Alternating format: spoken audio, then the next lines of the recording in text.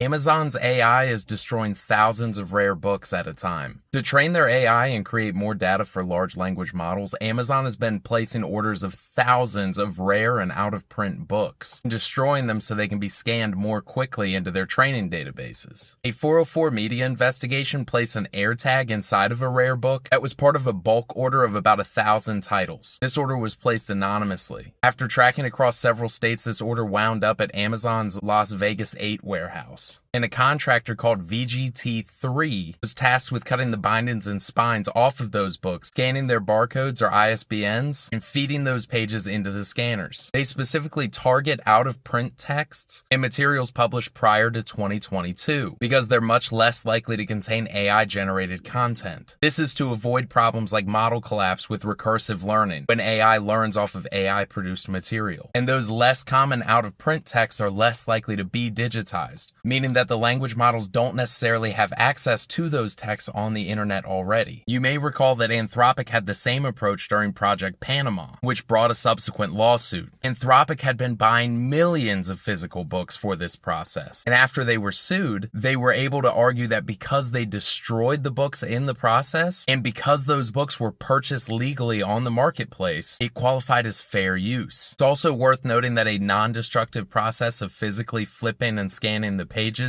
would slow down the ability to digitize this data. Booksellers have reported surges in bulk orders for used books across the country, and that Las Vegas contractor crew has noted that their facility's scale is large enough that supply shortfalls are noticed by the workers. Estimates based on the operation of facilities like this is that they have a capacity to destroy 500,000 to 2 million books over 6 months. And because these are less common, out-of-print, physical copy only type of books, it's only a matter of time before we see books that are taken off the market completely because of this process. Though I suppose if you needed a new copy of one of these books, you could always try ordering it through America's largest book retailer.